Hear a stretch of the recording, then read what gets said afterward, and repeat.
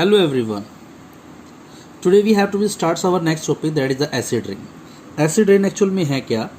Normal rain is slightly acidic due to the decomposition of the atmospheric carbon dioxide in the water. होता क्या है? How is the form? कैसे बनती है? जब कार्बन डाइऑक्साइड एक्सेस में हो जाती है, स्मोक भी है, नाइट्रोजन डाइऑक्साइड भी है, जब ये एटमोसफेयर में रिलीज हो जाते हैं, that comes in the contact with the water vapours. ठीक है, ये क्या बनाती है?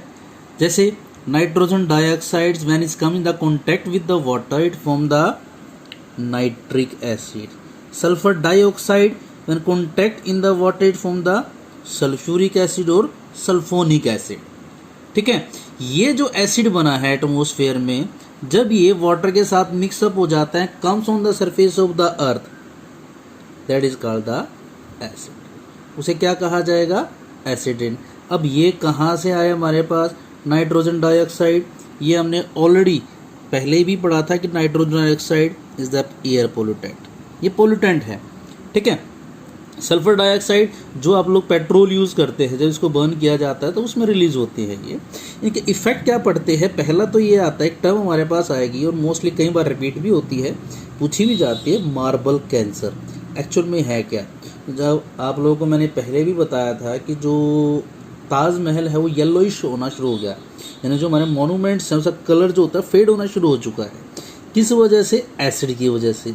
और ये जो हमारे पास जो टर्म आती है, जो फिनोमिना है, ठीक है, corrosion of the choroid of the marble of the monuments, ये टर्म हमारे पास फिनोमिना जो आती है, इसे क्या कहा जाता है? Marble cancer. क्योंकि वो नॉर्मली किस चीज़ के बने हुए हैं? ये मार्बल हमारे पास क्या? Calcium carbonate.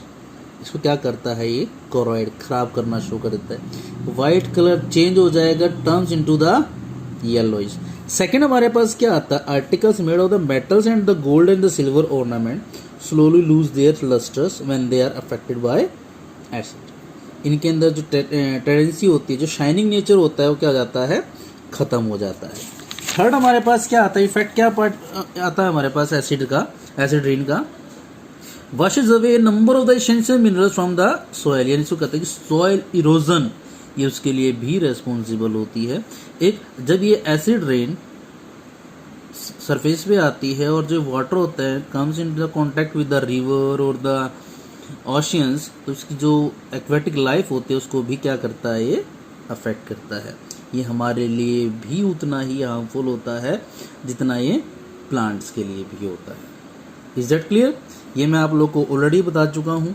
जो मैंने आपको टर्म बताई थी, इसको आप लोग एक बार रीड कर लेना बुक में से, आप लोगों का समझ में भी आ जाएगा आप लोगों का. अब हमारे पास जो नेक्स्ट इंपॉर्टेंट टॉपिक आता है, that is the green house effect. Important topic है, ध्यान से जरूर करें आप लोग. The name greenhouse which is special glass house in which the plants ungrow. अगर हमारे पास, चलो जिस उससे भी इसे एग्जाम्पल देता हूँ आप लोगों को मैं. आप लोग गाड़ी के अंदर सफ़र करते हो, कहीं घूमने के लिए जाते हो, गाड़ी कहीं पे रुकती है, किसी रेस्टोरेंट वगैरह को ढाबा वगैरह पे आप रुकते हो खाने के लिए, गाड़ी आपकी धूप में खड़ी है और आप वापस आके जब गाड़ी में बैठते हो तो अंदर बैठना बड़ा मुश्किल हो जाता है, जबकि बाहर भी गर्मी है लेकिन अंदर उससे कहीं ज़्यादा गर्मी होती है. That is also called the green house effect. इसे ग्रीन हाउस इफेक्ट कहा जाता है. होता क्या है, मैं आपको टर्म बता देता हूँ. The plant grow in the soil inside the green house receive the sun radiations only through its glass wall. उन्हें एब्जॉर्ब तो कर लिया. The temperature inside the green house is higher than that of the temperature outside. बाहर के comparison में अंदर का temperature ज़्यादा हो जाता है. क्यों? क्योंकि प्लांट के अंदर जो क्लोरोफिल होता है, it has a tendency to absorb the solar radiations for the process of photosynthesis. ठीक है, अब this is the because of the ray enter from the glass house, तो इसे क्या बोलते हैं? अंदर के अंदर ट्रैप बन जाता है, जाल बन जाता है, बाहर निकल नहीं पाते, अंदर का टेम्परेचर इंक्रीज हो जाता है. That is called the green house effect. इसके लिए हमारे पास कुछ ग्रीन हाउस गैसेज होते हैं, उसके लिए रेस्पॉन्सिबल होती हैं. Sun rays warm the earth surface. Part of the radiation falling on the earth is absorb by it and a part is reflected back into the atmosphere. Some gases like the carbon dioxide, methane, water vapor, nitrous oxides, chlorofluorocarbon, ये हमने already वैसे हम पहले पढ़ चुके हैं, have the capacity to trap of the heat radiation that are reflected from the earth. जो earth surface से रिफ्लेक्ट होके जाती है, सो एब्जॉर्ब कर लेती है. इन गैसेस को क्या कहा जाता है? Green house gases. The radiation trapped by this gases further warm the अर्थ, वो अर्थ को क्या कर देती हैं? वार्म कर देती है, और जो इफेक्ट आता है warming effect is known as the green house effect. और जो मेरे पास जो टर्म आती है, the name of the green house effect is given of its natural phenomena. Is that clear? अब हमारे पास कॉजेज क्या है जो इसके लिए रेस्पॉन्सिबल होते हैं? पहले आता है burning of fossil fuels, domestic fuels का बर्न करना। इससे क्या होता है? एटमॉस्फेयर में कार्बन डाइऑक्साइड गैस ज़्यादा रिलीज होती है, जो इसके लिए एक मेन कॉज होती है। दूसरा हमारे पास क्या आता है? That is thermal power plants. Thermal power plant में हमारे पास क्या आते हैं? जहाँ पे हमारे पास इलेक्ट्रिसिटी प्रिपेयर होती है, ठीक है। वो क्या करते हैं? सबसे ज़्यादा वहाँ पे कोयले को बर्न सबसे ज़्यादा वहाँ पे होता है कोयला, मैक्सिमम जहाँ पे इलेक्ट्रिसिटी प्रोड्यूस होती है। वहाँ पे कार्बन डाइऑक्साइड ज़्यादा रिलीज होगी, उसके साथ में अगर इनसफिशिएंट सप्लाई होती है ऑक्सीजन की तो कार्बन मोनोऑक्साइड गैस ही बन जाती है। Both are responsible for green house gases. Third हमारे पास आता है, जिसको आप लोग सभी को पता है, डिफोरेस्टेशन, ठीक है, या फिर ये कहा जाए indiscriminate deforestation cause the imbalancing in the concentration of carbon dioxide. Is that clear? ये आप लोग के 3 मेन फैक्टर्स हैं that are responsible for the green house effect. अब आते कॉन्सिक्वेंसेज, नुकसान क्या होता है हमारे पास? पहला आता है ग्लोबल वार्मिंग, अर्थ का टेम्परेचर बढ़ना, यानी due to the green house effect the average temperature of the earth atmosphere is gradually increases, this is called the global warming. क्या कहा जाएगा इसे? Global warming. इसके हमारे पास क्या आते हैं इफेक्ट, क्या पड़ते हैं? एक तो ग्लेशियर्स जो होते हैं हमारे पास will melt at a high rate and this will lead to the rise in the sea level resulting in the flood and loss of soil। Junior classes में भी पढ़ा था आप लोगों ने।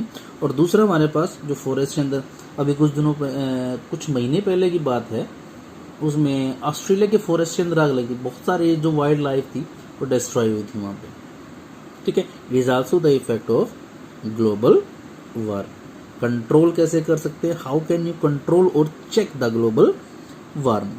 पहला हमारे पास आता है use of the fossil fuel such as the wood, coal, petrol etcetera should be minimise, कम से कम यूज किया जाए। दूसरा, electricity should be generated from the hydrostat, यानी जहाँ पे इलेक्ट्रिसिटी प्रोड्यूस होती है थर्मल पावर प्लांट के अंदर कोयल की बजाय न्यूक्लियर रिएक्टर को यूज किया जाए ताकि इलेक्ट्रिसिटी को प्रोड्यूस किया जा सके। थर्ड हमारे पास आता है deforestation must be stop, deforestation की प्रोसेस ना हो, ठीक है। एफोरेस्टेशन को अपनाया जाए एंड उसे क्या कहेंगे हम, ठीक है। अब नेक्स्ट क्या आता है? Use of chlorofluorocarbon must be reduce, कम से कम यूज किया जाए। Is that clear? अब हमारे पास जो नेक्स्ट आता है, ये हमारे पास जो दे रखा है दैट इज क्लाइमेटिक चेंजेस। ये आप लोग बड़े ध्यान से इसको पढ़ लेना।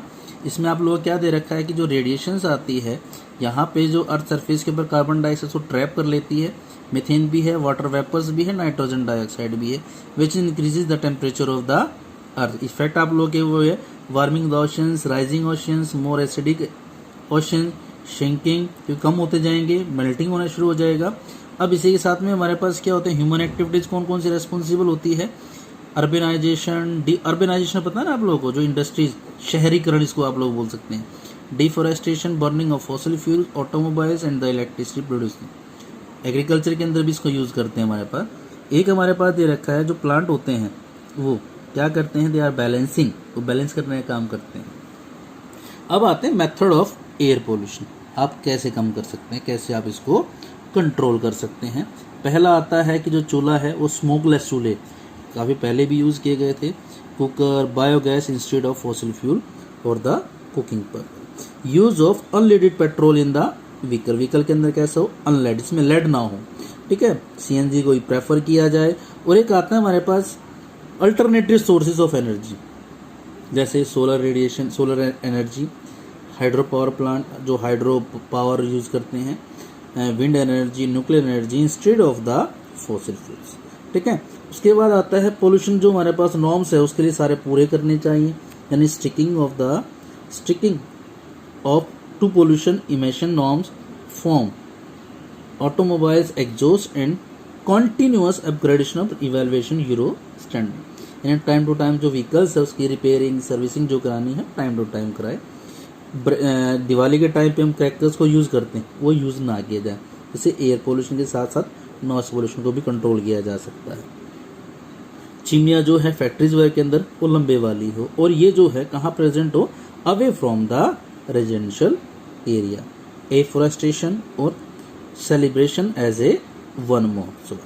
ठीक है, नेक्स्ट हमारे पास क्या आता है, enforce strict anti pollutant measure, और जो हमारे पास एयर मॉनिटरिंग है उसको टाइम टू टाइम चेक किया जाए।